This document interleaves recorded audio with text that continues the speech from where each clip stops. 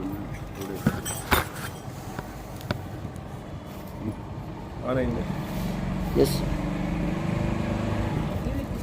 నమో భగవతే వాసుదేవాయ. మరి మహాభారతంలో మనము ఆది పర్వం అయిన తర్వాత సభాపర్వాన్ని పూర్తి చేసుకుంటున్నాము. కొన్ని రోజుల్లో పూర్తి కావడం అనేటువంటి జరుగుతుంది. మరి సభాపర్వంలో కృష్ణ లీలలు అనేకమైనటువంటి లీలలను ప్రదర్శించి చిన్నతనంలోనే ధర్మ సంస్థాపన చేయడానికి కృష్ణుల వారు అనేక లీలలు ప్రదర్శించి అందులో అత్యద్భుతమైనటువంటి వేదాంత రహస్యాలను, ఉపనిషత్ రహస్యాలను మనకు దాచి ఉంచి చెప్పారు. భాగవతంలో ఈ వర్ణన ఇంకా బాగా వస్తుందన్నమాట. సో ఇట్లాంటి వాటిని మనం వినడం వల్ల ఏమవుతుందంటే భగవంతుడు ఎంత గొప్పవాడు అని తెలుస్తుంది మనకు. చాలామంది మనం ఏమనుకుంటున్నామంటే ఏమో లేప ఉన్నాడో లేదో అని కొంతమంది, ఉంటే ఎలా కాపాడు అని కొంతమంది, ఇట్లా అనేక తర్కాలు వితర్కాలు ఉంటాయి మామూలుగా. కానీ భగవంతుడు మనకు ఉన్నాడు అని చెప్పడానికి మన యొక్క ఆయుష్ను ఆయన శాసిస్తాడు.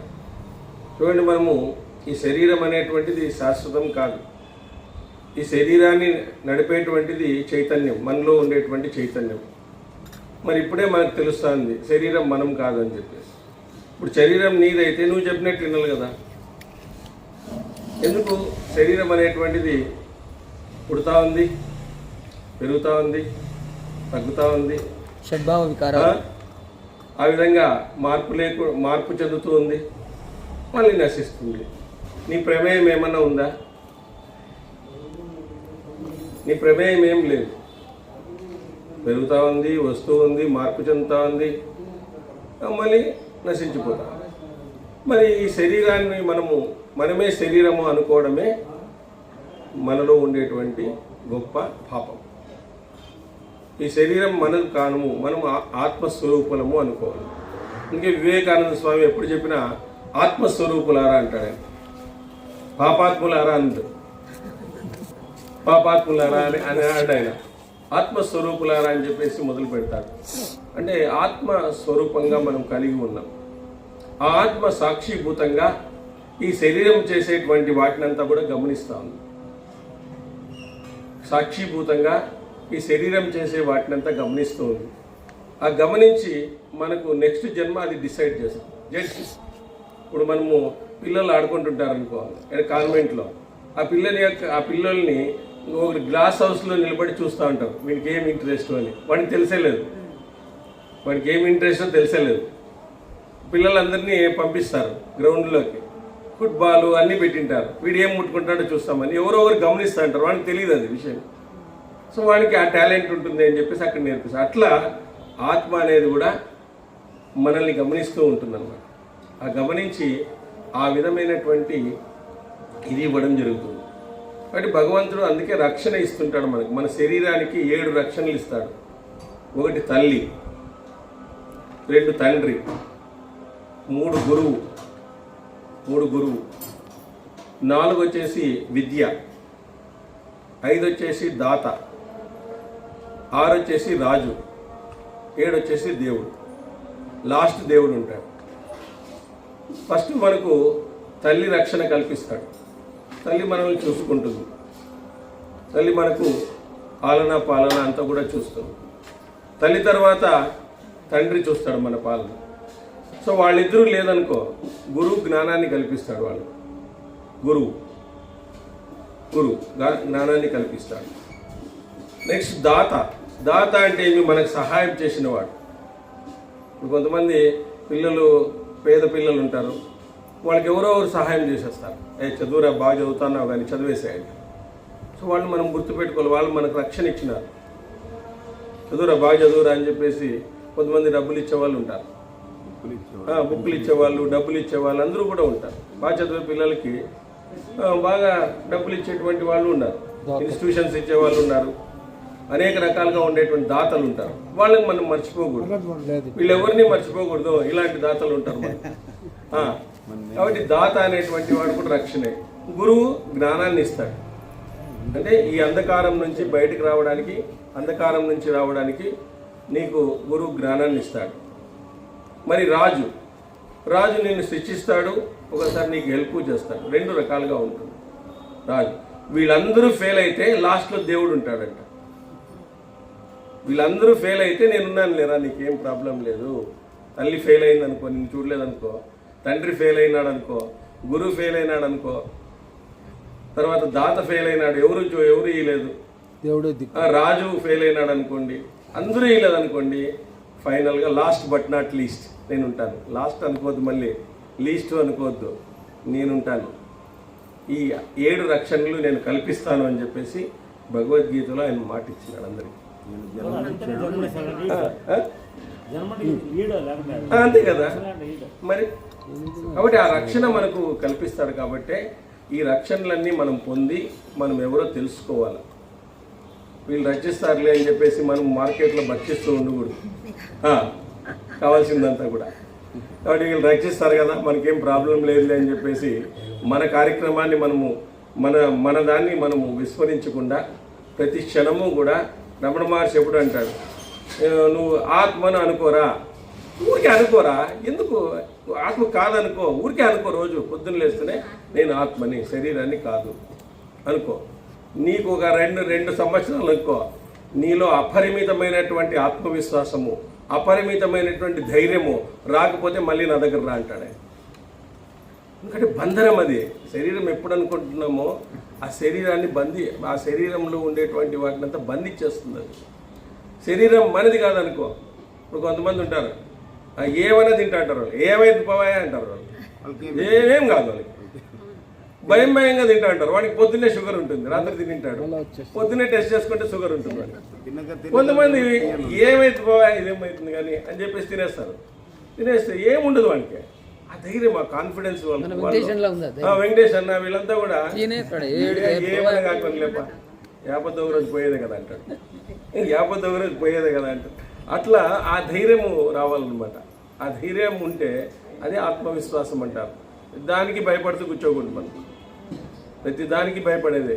ఏ దానికే చిన్న ఏదైనా జరిగినా కూడా విపరీతంగా ఏడ్చేదాని వల్ల కన్నీళ్ళు వస్తాయి, సమస్య తీరుతుంది.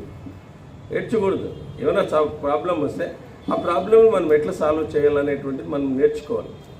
అదే పురాణాలు చెప్పేటువంటి కథలు, పురాణాలు చెప్పేటువంటి ఇవన్నీ కూడా మనకు అవి కల్పిస్తాయి. కాబట్టి ఈ పురాణాలు ఇంత జ్ఞానాన్ని ఇస్తాయి మనకు. ఆ జ్ఞానం మనం తీసుకోవాలా.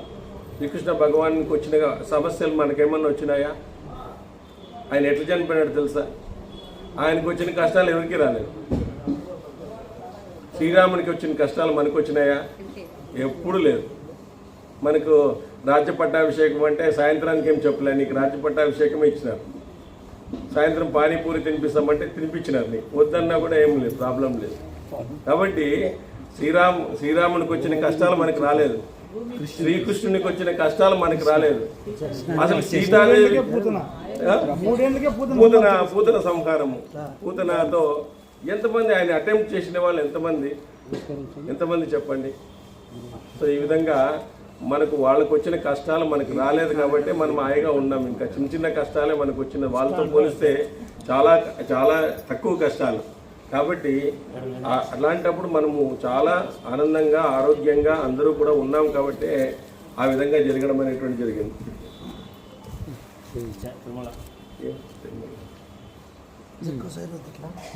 సో చెప్పండి. ఇప్పుడు మరి ద్వారకా నగర విశేషాలన్నింటినీ కూడా కృష్ణ భగవానుడు అక్కడ మనం అంత తెలియజేసుకున్నాం. ఎలా ఉంది ద్వారక? అలాంటి ద్వారకలోకి కృష్ణ భగవానుడు బలరామకృష్ణులందరూ కూడా ప్రవేశించినారు.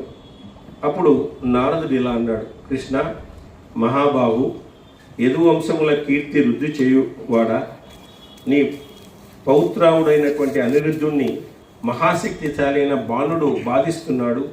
అనిరుద్ధుడు ఇప్పుడు కష్టాన్ని పొందినాడు, కారాగారంలో ఉంటున్నాడు అని చెప్పినాడు.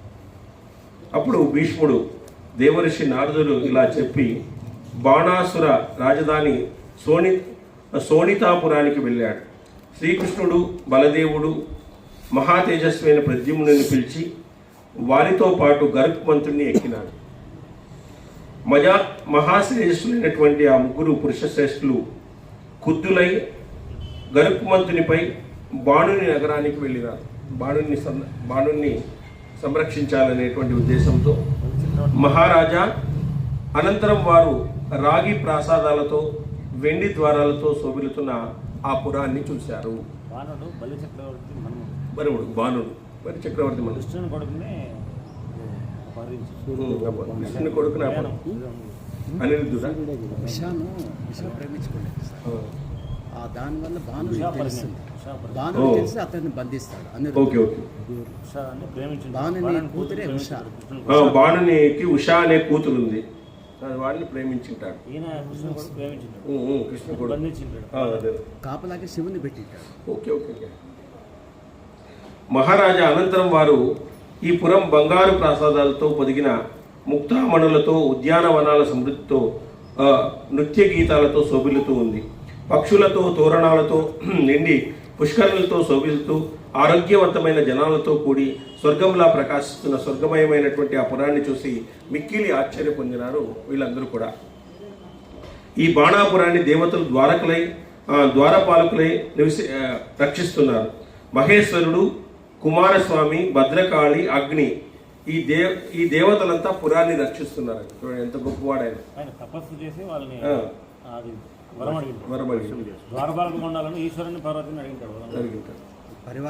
కాబట్టి మహేశ్వరుడు, కుమారస్వామి, భద్రకాళి, అగ్ని ఆ దేవతలంతా పురాన్ని రక్షిస్తున్నారు. యుధిష్ఠిర పిమ్మట శ్రీకృష్ణుడు శంఖచక్రధారుడై మిక్కిలి కుదుడై బలముతో ద్వారపాలకుల్ని జయించి శంకరించే రచించబడినటువంటి ఉత్తర ద్వారానికి చేరినాడు. అక్కడ మహాతేజస్వి మహేశ్వరుడు శూలం చేతిలో ధరించి ఉన్నాడు. బాణాన్ని సంధించి పినాక ధనస్సును పట్టుకొని బాణునికి హితము చేయదలిసి శ్రీకృష్ణుని రాకను తెలిపిన మహాబాహు అయిన మహేశ్వరుడు నోరు తెరిచిన మృత్యువులాగా ఉన్న కృష్ణునికి ఎదురు వచ్చాడు. సో అక్కడ మహేశ్వరుడు ద్వారపాలకుడుగా ఉన్నాడు, కృష్ణుడు ఎదురు వెళ్ళాడు. అనంతరం శివకేశవులు ఇద్దరు యుద్ధం చేశారు. శివుడు కేశవుడు ఇద్దరు కూడా. ఆ యుద్ధం చాలా ఘోరంగా ఊహింప సక్కినదిగా ఉండి గగురుపాటు కలిగించింది. ఎందుకంటే ఆయన భక్తుల్ని రక్షించాలని ఆయన, ఇక్కడ వీళ్ళ కొడుకుని రక్షించాలని ఈయన, ఇద్దరు కూడా విపరీతమైనటువంటి యుద్ధాన్ని చేసుకున్నారు. ఒకరినొకరు జయించాలనే కోరికతో వారిరువురు ఒకరినొకరు కొట్టుకున్నారు. కుద్దులై వారిరువురు దివ్యాస్త్రాలు ప్రయోగించుకున్నారు. అనంతరం కృష్ణుడు ముహూర్త కాలం శూలపాణితో యుద్ధం చేసి యుద్ధములో మహాదేవుణ్ణి జయించాడు. మహాదేవునిపై విజయాన్ని సాధించినాడు. ఆ పురవనాన్ని ప్రవేశించినాడు. పాండునందన శ్రీకృష్ణుడు బాణాపురంలో మిక్కిలి కోపంతో బాణుని సమీపించి అతనితో యుద్ధము చేశాడు. భరతశ్రేష్ఠ బాణుడు కూడా మిక్కిలి కోపంతో తీక్షణమైన అన్ని శస్త్రాలను ఆ యుద్ధంలో కృష్ణుని మీద ప్రయోగించినాడు. యుద్ధంలో మరలా ఉద్యమించి తన 1000 చేతుల శస్త్రాలను ధరించి బాణుడు మిక్కిలి కుద్దుడై శ్రీకృష్ణుని మీదికి వదిలినాడు. శ్రీకృష్ణునితో బాణుడు కూడా యుద్ధం చేశాడు. భరతనందన శ్రీకృష్ణుడు వాటన్నిటినీ త్యజించి బాణునితో చిరకాలం యుద్ధం చేసి దివ్యమైన ఆయుధ శ్రేష్టమైన తన చక్రాన్ని సంధించి మేరలేని పరాక్రమంతో బాణుని 1000 చేతులను నరికి పారేశాడు. బాణుని యొక్క 1000 చేతులను నరికేశాడు. మహారాజా అప్పుడు బాణుడు కృష్ణుని వల్ల మిక్కిలి బాధనుంది తెగిన చేతులతో కొమ్మలు నరికిన చెట్ల వలె కిందకు పడ్డాడు. ఈ విధంగా బలి పుత్రుడైనటువంటి బాణుని యుద్ధంలో పడగొట్టి కారాగారంలో ఉంచినటువంటి అనిరుద్ధుడిని విడిపించసాగాడు. అనిరుద్ధుడు కృష్ణుని యొక్క కొడుకు మనుముడు. బలిచక్రవర్తి ప్రహ్లాదుని మనుముడే కదా. కాబట్టి గోవిందుడు అనిరుద్ధుడిని బాలితో పాటు విడిపించి అసంఖ్యాకులైన బాణుని రత్నాలను తీసుకుని వెళ్ళాడు. అటుపై బాణుని నివాసంలో ఉన్న గో సంపద సర్వ సంపదలను బలవంతంగా ఋషికేశుడు యదువంశ కీర్తనుడైనటువంటి శ్రీకృష్ణుడు తీసుకెళ్లాడు. మధుసూదనుడు సమస్త రత్నాలను గరుత్మంతుని పైకి ఎక్కించినాడు. కుంతీనందన రాజా మహాబలుడైనటువంటి బలదేవుని, మహా తేజస్వైన ప్రద్యుమ్నుని, మహా తేజస్వైన అనిరుద్ధుణ్ణి, ఉషాసుందరిని, సేవకులను, దాసీగణాన్ని అందరినీ గరుడునిపై ఎక్కించినాడు. అందరినీ మొత్తం అంతా అక్కడ ఉండేటువంటి సంపద, అక్కడ ఉండేటువంటి వాళ్ళనందరినీ కూడా గరుడునిపై ఎక్కించినాడు. మహా తేజస్వి బలవంతుడు సీతాంబరుడు దివ్య ఆభరణాలు ధరించి చిత్రమైన శరీరంతో చక్ర గద, శంకు చక్ర గద ఖడ్గాలను ధరించి శ్రీకృష్ణుడు సూర్యుడు ఉదయాద్రిని ఎక్కినట్లుగా గరుక్కుమంతునిపై అధిరోహించినాడు. రాజు గరుక్కుమంతునిపై ఎక్కి ద్వారకా నగరానికి పయనమై శ్రీకృష్ణుడు యాదవులతో పాటు ద్వారకా నగరాన్ని ప్రవేశించి స్వర్గములా ఉన్న ఇంద్రునిలా ఆనందించినాడు. భరతశ్రేష్ఠ మురాసుడు వేసిన పాశాలను శ్రీకృష్ణుడు ఖండించినాడు. నిశంబుణ్ణి నరకుణ్ణి సంహరించినాడు. ప్రాగ్దోషికపురం మార్గాన్ని నిష్కలంకం చేశాడు. శ్రీకృష్ణుడు ధనుష్ఠాకారం చేత, పాంచజన్యం అహంకారం చేత రాజులందరినీ భీతావాహం చేసినాడు. సో శ్రీకృష్ణుడు ఆయన ఎప్పుడు కూడా ఆనందంగా ఉంటూ సమయస్ఫూర్తిగా వ్యవహరిస్తూ మరి అనేక మంది ఎవరైతే ధర్మానికి వ్యతిరేకంగా నడుచుకుంటున్నారో వాళ్ళందరినీ కూడా సంహరించినాడు. వాళ్ళ దగ్గర ఉండేటువంటి ధనాన్నంతా కూడా అపహరించినాడు. సో మనకు బాగా భారతం ఏం చెప్తుందంటే, మనం ధనాన్ని అధర్మంగా మనం కూడబెడితే ఆ ధనము భగవంతుడు దొంగలిచ్చేస్తాడు అనేటువంటిది మనకు తెలుస్తుంది. మహాభారతంలో ఇదే. అధర్మంగా ఎంత కూడబెట్టినా కూడా చాలామంది మీరు అంటారు అధర్మంగా ఉండేవాళ్ళు బాగుంటారు కదా సార్ మాకంటారు. అధర్మంగా సంపాదించిన వాళ్ళకి ఆ డబ్బు ఉపయోగపడదు. ఆ డబ్బు ఉపయోగపడదు వాళ్ళకి. ఏ రోజు ఒక రోగం వస్తుంది, ఆడ హాస్పిటల్కి కట్టొస్తాడు. అంతే, కొలంబియా ఏషియాకు ఏదన్నా ఒకటి దానికి కట్టొస్తాడు కంపల్సరీ. కాబట్టి మనము అధర్మంగా సంపాదించింది అంటే పక్కలో పాము పెట్టుకున్నట్లేనండి.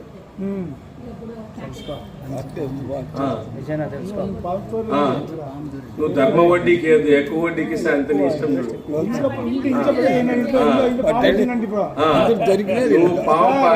నువ్వు అధర్మంగా ₹5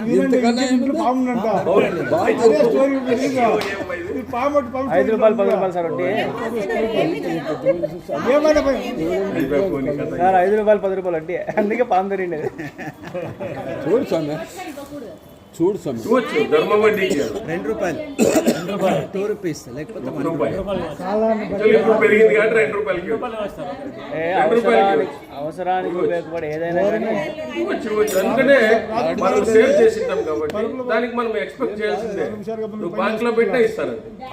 బ్యాంకులో అయితే ₹1.5 సార్, 80 పైసలు ఆయన ₹2కి ఇవ్వచ్చు. అంటే ₹10 ఇచ్చినామంటే మాత్రం నీ ఇష్టం. అందుకే పాము దొరికింది. అదే ₹5 కూడా అన్యాయమే, చాలా పాపం. నీ ఇష్టం చూడబ్బా. అందుకే పాము దొరికింది. ఏ వ్యాపారం చేయకూడదని కాదు, వ్యాపారాన్ని ఎక్కువ లాభం, చాలా లాభం ఆశించాలి మంచిది కాదు. నేను ఒక్కనే వ్యాపారం కాబట్టి జాగ్రత్తగా ఉండు, నీ ఇష్టం చూడకు.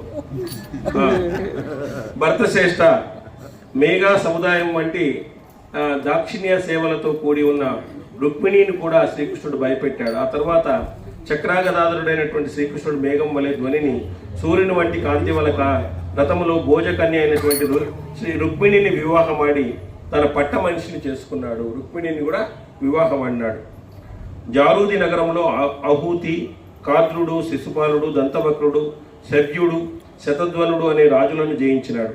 అదేవిధంగా కోపంతో ఇంద్రద్యుమ్నుని, యువనుని, కరేను మంత్రుని సంహరించినాడు. పురుషోత్తముడైనటువంటి శ్రీకృష్ణుడు తన చక్రంతో 1000 పర్వతాలను ఛేదించి ధూమ్రకేతుణ్ణి యుద్ధం చేశాడు. భరతశ్రేష్ఠ ఒక్క నిమిషంలో ఎక్కడికైనా సంచరించగల వరుణుణ్ణి 2 వైపులా తిరుగుతున్న గోపతి, తాళకేతువు అనే రాక్షసులను సంహరించినాడు. శ్రీకృష్ణుడు మహేంద్ర పర్వత శిఖరం మీద పట్టుకొని ఇరావతిని నదీ తీరాన సంహరించినాడు. ఇట్లా అందరినీ ఎవరైతే అధర్మంగా ఉన్నారో ఆ వృష్టి వంశస్థుల చేతిలో అందరూ కూడా మరణించడం అనేటువంటి జరిగిందనమాట. కాబట్టి అక్ష ప్రవతుణ్ణి ప్రదేశంలో ఉన్న నేమి హంస పథం అనేటువంటి చోట ఇద్దరిని పడగొట్టి సంహరించినాడు. చూడండి, ప్రాగ్దోషికపురం నిండా చాలామంది రాక్షసులు ఆక్రమించి ఉన్నారు. కృష్ణుడు అక్కడున్న ఎర్రని పర్వత శిఖరాలపై వెళ్ళి ఇతరులకు ఎదిరింప సఖ్యం కానీ మహా తేజస్వి లోకపాలకుడైనటువంటి వరుణుడిని జయించినాడు. ఎందుకంటే మహేంద్రుడు పారిజాత రక్షణ కోసం ఇంద్రద్వీపాన్ని స్వయంగా రక్షిస్తుండేటువంటి వాడు మహేంద్రుడు. అయినప్పటికీ బలవంతుడైన కేశవుడు ఆ పారిజాతాన్ని అపహరించి తీసుకుని వచ్చినాడు. జనార్దనుడు పౌండ్ర, పాండ్య, మక్ష, కళింగ, అంగ దేశాలన్నింటినీ కూడా జయించినాడు. కేవలం రథ సహాయంతో శ్రీకృష్ణుడు మాటొక్క క్షత్రియ శ్రేష్ఠులను సంహరించి గాంధార రాజకుమారి అయినటువంటి సింసుమను పట్టమనిషిగా చేసుకున్నాడు. యుధిష్ఠిర చక్రగదాధరుడైనటువంటి శ్రీకృష్ణుడు బభ్రువునకు ప్రియము చేకూరి వేణుదారిచే అపహరించబడిన అతని భార్యను తిరిగి తీసుకుని వచ్చాడు. మధుసూదనుడు వేణుదారి వంశములో ఉన్న సమస్త భూమిని అశ్వరథ కుంజరాలతో సహా జయించినాడు.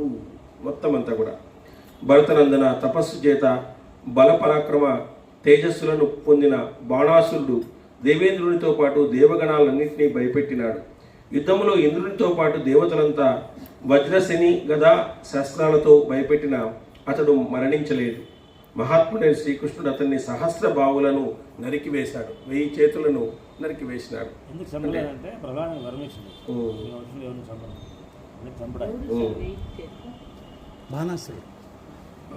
మధుసూదనుడైనటువంటి జనార్దనుడు పీఠ కంస పైటక అతిలోములను సంహరించినాడు.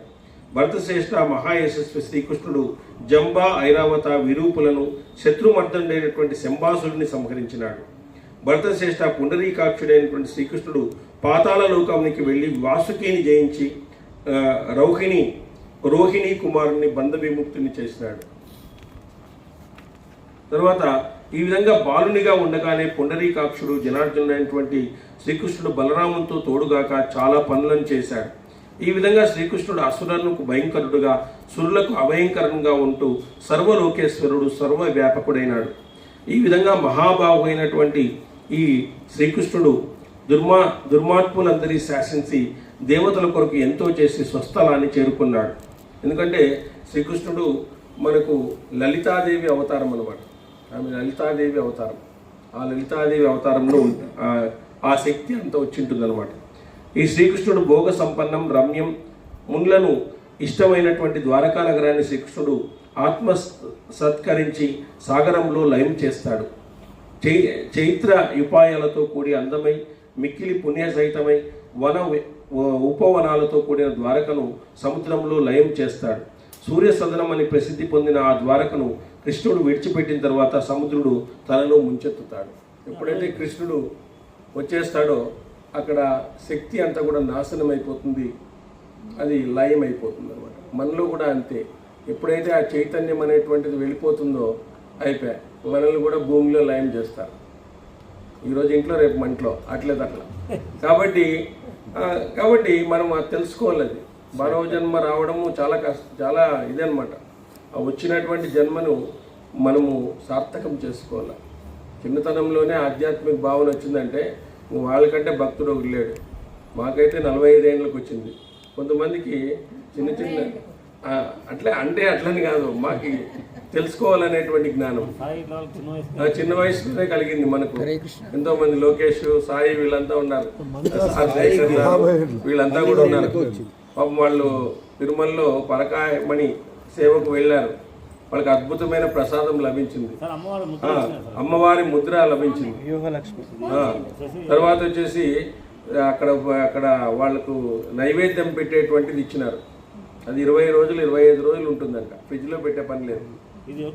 అది సీఎంకి అట్లా వాళ్ళకి ఇస్తారనమాట. ఎవరు వీళ్ళకి ముద్ర అమ్మవారి దాని మీద, అంటే స్వయంభూ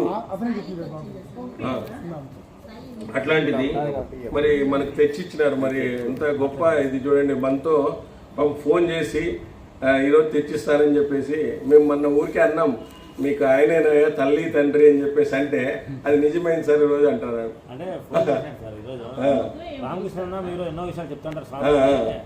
నాకు పూర్తిగా నమ్మకం ఉండదు కాదు, మొన్న జరిగిన దాని నుంచి చూడండి. మేము కాకతాళీయంగా అన్నాం, ఆయన ఎప్పుడు తిరుపతి పోతా అంటాడని మామూలుగా అన్నాను. నేను బర్త్డే పార్టీ ఉంది కదా, ఆ రోజు అన్నాం అనమాట. అది అక్కడ వాళ్ళకి అద్భుతం అనేటువంటి జరిగింది. కొండనే తన నివాసం చేసుకున్నాడు. రేపు పొద్దున వీలైతే ఒక గెస్ట్ హౌస్ కట్టేసి మేము అక్కడే వచ్చేస్తాం అందరూ కలిసి అయిపోతుంది లాస్ట్ లో. కానీ రాని ఆయన మరి ఆ విధంగా ఈ బాలుడైన శిశుపాలుడు భరతనందన నీటి బుడుగ వలె ఇక్కడ నయం చేస్తాడు. మధుసూదను కంటే వేరొకరు సురాసుర మనుషుల్లో ద్వారకను అధివసింపగల రాజు మునుపు లేడు, ఇకపై ఉండబోడు. తర్వాత ఆ సమయంలో కృష్ణాంధ మహారథులు వారి పిల్లలు ప్రాణత్యాగం చేసి భగవంతునితో పాటు పరంధామానికి చేరినారు. ఇదే విధంగా దాస్య వంశీయులందరూ విధి పూర్వకంగా అన్ని కర్మలు నిర్వహిస్తాడు. ఇతడు విష్ణువు, నారాయణుడు, సోముడు, సూర్యుడు, సవిత కూడా. ఇతనే విష్ణువు. ఆ విష్ణువు అవతారమే మనకు పరిపూర్ణ అవతారాలని, మనకి అర్చావతారమని, ఇట్లా పూర్ణావతారమని, ఆవేశ అవతారమని, ఇట్లా అనేక అవతారాలు భగవంతుడు తీసుకున్నాడు. ఇప్పుడు వెంకటేశ్వర స్వామి అర్చావతారం. ఆయన అర్చిస్తే మనకు ఆయన మనకు వరాలు ఇస్తాడు. అర్చించాలి ఆయన, ఆ నామాలతో అర్చించాలి ఆయన. సో అట్లా ఒక్కొక్క నామంతో ఒక్కొక్క అర్చిస్తే ఆ నాభి పలుకుతాడనమాట. మనము మన పేరు పలికినప్పుడు మనం ఎలాగా పలుకుతామో భగవంతుడిని పలికినప్పుడు కూడా భగవంతుడు మన వైపు తిరుగుతాడంట. ఒకసారి తిరుగుతాడంటే ఏమో భలే పలుకుతున్నారు వీళ్ళంతా అని చెప్పేసి ఒకసారన్నా తిరిగి మన యొక్క కష్టాలని కడతీరుస్తాడు అని చెప్పి చెప్తారు. అదేవిధంగా బాలుడు ఆట వస్తువులతో ఆనందించినట్లుగా భగవంతుడైన కృష్ణుడు ప్రాణాలతో ఆనందంగా ఆడుకుంటాడు. చూడండి, బాలుడు ఆట వస్తువులతో ఆనందిస్తూ ఉంటాడు. అట్లా చెప్తాడు, ఇట్లా చేస్తాడు, ఇట్లా చేస్తాడు, ఇట్లా చేస్తాడు. ఆయన అట్లా భగవంతుడు ఏం చేస్తాడంటే ప్రాణాలతో ఆడుకుంటాడంట. ఆయన ఇట్లా అన్నాడు అనుకో, ఆ సముద్రం ఉప్పొంగుతుంది. ఇట్లా అన్నాడు అనుకో, ఈ సముద్రం ఉప్పొంగుతుంది. ఆయన ఏం ఆట ఆడితే అది ఆట కోసమే సృష్టించుకున్నాడు. ఆయన ఈ సృష్టిని భగవంతుడు ఆట కోసమే సృష్టించుకున్నాడు. ఆ సృష్టించుకొని మనతో ఆటలాడించుకొని ఈ జగత్తుని నడిపే వాళ్ళని సెలెక్ట్ చేసుకుంటున్నాడు ఆయన. ఈ జగత్తుని నడపడానికి లైవ్ అయిపోతుంటారు అందరూ కూడా. భవిష్యత్ బ్రహ్మగా ఆంజనేయ స్వామి సెలెక్ట్ చేసేసినాడు ఆయన్ని. నువ్వు నెక్స్ట్ బ్రహ్మ, నువ్వు ఇట్లా సెలెక్ట్ చేస్తాడనమాట. సత్యయుగానికి ఎవరు నెక్స్ట్ అనేటువంటి వాళ్ళు. వీళ్ళు ఏమవుతారు, లయమైన వాళ్ళంతా మళ్ళీ దేవతలుగా, లయమైన వాళ్ళంతా కూడా మళ్ళీ మనుషులుగా పుడతారు. ఎందుకంటే వాళ్ళు మళ్ళీ కిందకి రావాల్సిందే, మళ్ళీ యజ్ఞము యాగం చేసి మళ్ళీ పోవాల్సిందే. ఇది రొటేషన్ అనమాట, రొటేషన్ పద్ధతి.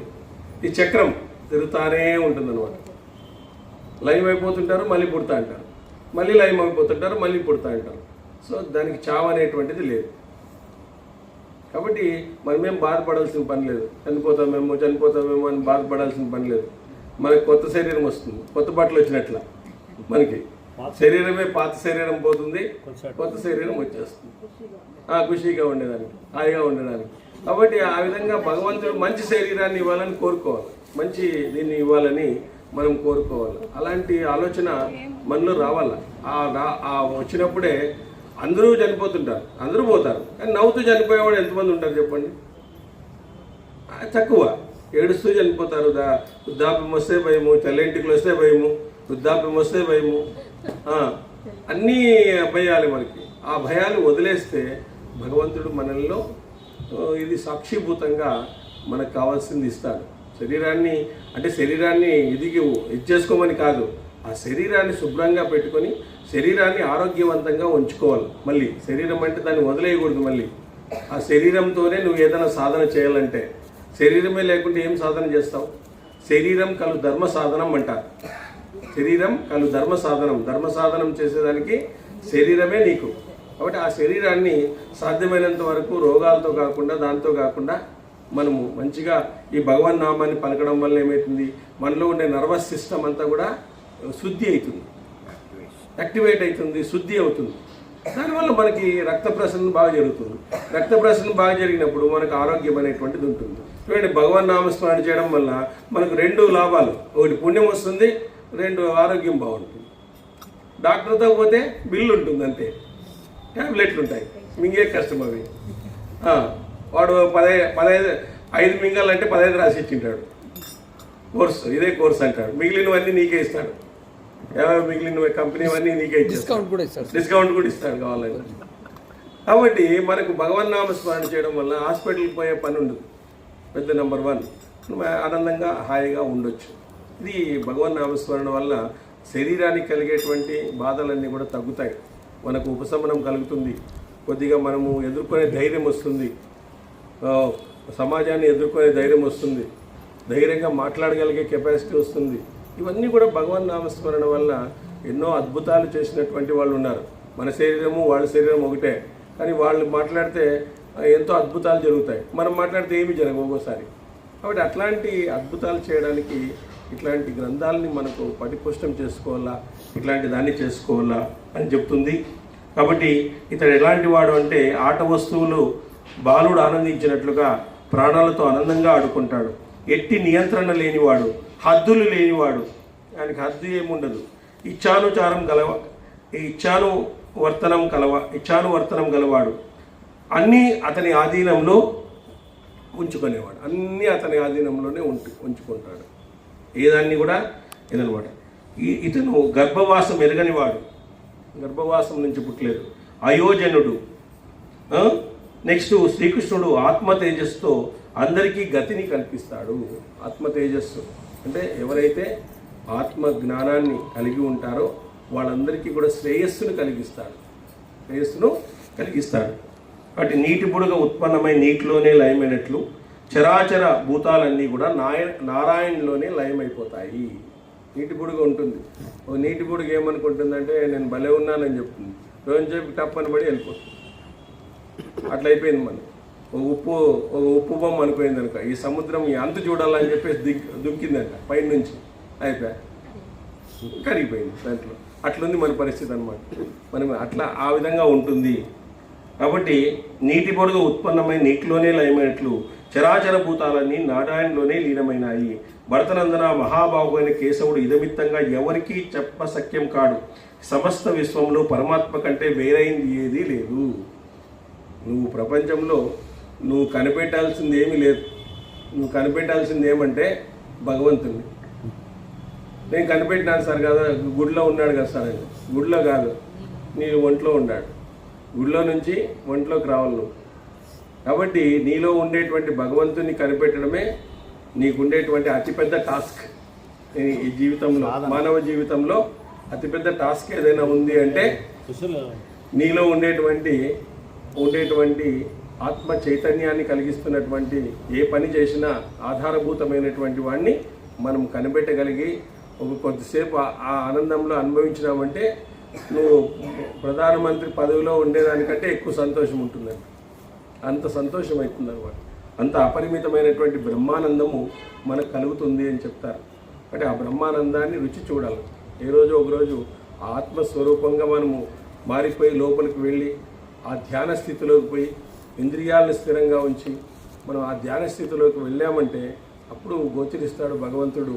సో ఆ ఆనందాన్ని ఒక నిమిషం పొందినప్పటికీ కూడా మన జీవితం ధన్యమైపోయింది.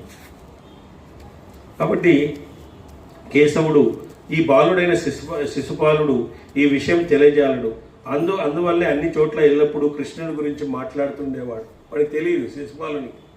ఎప్పుడు చెప్తే కృష్ణుడిని ఆయన యజ్ఞ అర్హత లేదు ఆయనకి అనేది, ఆయనకి ఇవ్వకూడదని తాంబూలం ఇవ్వకూడదని చెప్పేది ఆయన. ఆ విధంగా అనేక రకాలైనటువంటి ఈ విధంగా మాట్లాడడం వల్ల 100 దాని వరకు ఇది చేశారు. ఎంత చెప్పినా అర్థం కాదు. కొంతమంది మూర్ఖులకి ఏం చెప్పినా మనం అర్థం కాదు. వాళ్ళతో ఎక్కువ మాట్లాడకూడదు మనం. వాళ్ళకి భగవంతుడు అంటే ఇష్టం లేదు. భగవద్ ధ్యానం మంది ఏంటంటే కొంతమంది ఈ ఆధ్యాత్మిక కార్యక్రమాలు ఏదో పార్ట్ టైంగా చేస్తుంటారు. పార్ట్ టైం కాదు, ఇది ఫుల్ టైం జాబ్ చేయాల్సింది. నీకు వీలు ఉన్నప్పుడు కాదు, వీలు చిక్కినప్పుడంతా చేయాలి. నీకు వీలు ఎప్పుడు చిక్కుతుందో అప్పుడంతా కూడా మనం చేయాలా. ఈ రంగంలోకి వీలు చూసుకొని కూడా చేయాలి. సార్ చెప్పినట్టుగా ఆ విధంగా ఉత్కృష్టమైన ధర్మాన్ని వెతకగలిగిన బుద్ధివంతుడే ధర్మాన్ని చూడగలడు. ఉత్కృష్టమైన ధర్మం ఏది? ఆత్మధర్మం. ఆత్మధర్మాన్ని వెతకగలిగిన బుద్ధిమంతుడే ధర్మాన్ని చూడగలడు. తేజిరాజు శిశుపాలుడు ఆ విధంగా చూడలేదు. శిశుపాలుడు ఏమనుకున్నాడంటే శ్రీకృష్ణుని వ్యక్తి అనుకున్నాడు. అర్జునుడు కూడా నా స్నేహితుడు అనుకున్నాడు. విశ్వరూపం చూపించే వరకు తెలియలేదు ఆయనకి. ఏదో చెప్తానాడు లేదు అనుకుంటున్నాడు. విశ్వరూపం చూసిన తర్వాత నాకు నష్టో మోహో కృష్ణ అన్నాడు. నష్టో మోహో అంటే నా మోహం నశించింది, నువ్వు ఎలా చెప్తే అలా చేస్తాను ఇప్పుడు అని దానికి వచ్చినాడు మళ్ళీ. సో ఆ విధంగా భగవంతుణ్ణి మనము గుర్తించాలి. మనలో ఉండేటువంటి భగవంతుణ్ణే మనం గుర్తించకపోతే ఎట్లా? అందరి గురించి తెలుసుకుంటాం మనం, మన గురించి మనం తెలుసుకోం. ఎదురింటి వాళ్ళ గురించి తెలుసు, పక్కింటి వాళ్ళకి ఎంతమంది పిల్లలు ఉన్నారో తెలుసు, ఈ పక్కోనికి ఎంత డబ్బులు వస్తాయో తెలుసు. నీలో ఉండే భగవంతుని గురించి నువ్వు ఎప్పుడైనా తెలుసుకున్నావా? నీలో లోపలికి ఆలోచించినావా ఏ రోజన్నా కూడా? కాబట్టి మనలో ఉండేటువంటి భగవంతుడిని మనము సాక్షాత్కరింపజేసుకోవడానికి మనం ముందుకెళ్ళాలా. వృద్ధుల యందు కానీ, బాలుల యందు కానీ, మహామతుల యందు కానీ, రాజుల యందు కానీ కృష్ణుని అనర్హుడిగా ఎవరు భావిస్తారు? ఎవడు ఇతన్ని పూజించకుండా ఉంటాడు? ఇంకా ఎవడు పూజించకుండా ఉంటాడు? అంత చిన్న వయసులో అన్ని అద్భుతాలు చేస్తా అంటే నువ్వు గొప్పవాడు కదా. మరి ఏదో ఒక చిన్న పిల్లవాడు, 10 ఏళ్ళ పిల్లవాడు 700 శ్లోకాలు చెప్తేనే బేష్ అంటాం మనవాడు. 10 ఏళ్ళ పిల్లవాడు భగవద్గీతలో ఒక 700 శ్లోకాలు కంఠాపదంగా చెప్పినాడు అనుకో, అబ్బా ఏం గొప్పగా చెప్పినాడయ్యా అంటాం. ఏం జ్ఞానమయ్యా అనేస్తాము.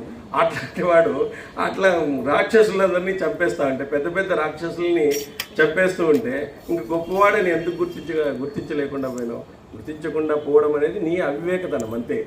భగవంతుని మనం గుర్తించలేదు అంటే మన యొక్క అవివేకము అని చెప్తారు. ఇంకా ఈ శిశుపాలుడు ఈ గౌరవాన్ని దుష్కృతమని భావిస్తే అనుచిత పూజ విషయంలో ఏం చేస్తే ఉచితమో అలా చేసుకోవచ్చు. కాబట్టి ఈ శిశుపాలుడు ఈ విధంగా చేసినందుకే ఆయన వధించడం అనేటువంటిది జరిగింది.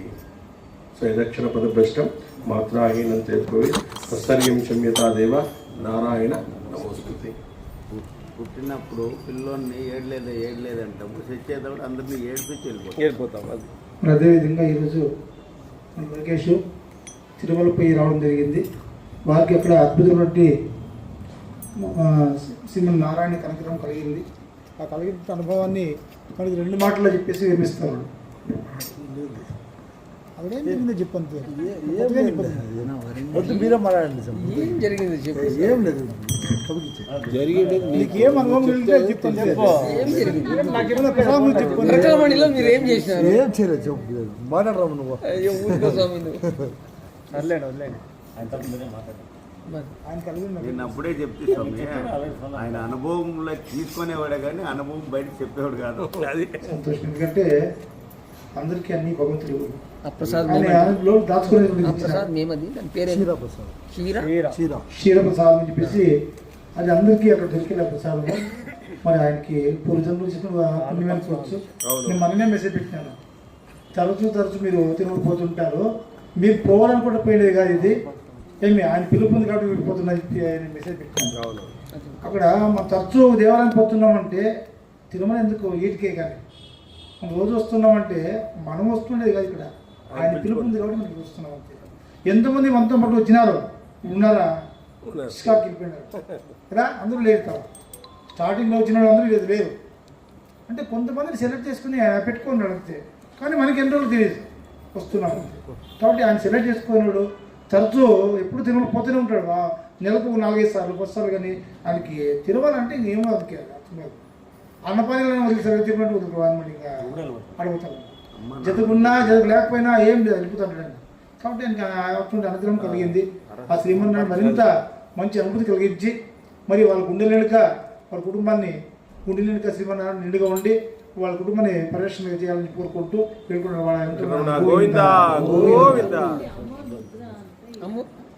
అది వక్షస్థలంలో పెట్టింటారంట స్వామికి. హర మహాదేవ. శుక్రవారము ఇక్కడ అభిషేకముడు గంధంతో అదుంటారు. 5 అచ్చులు తీస్తారంట.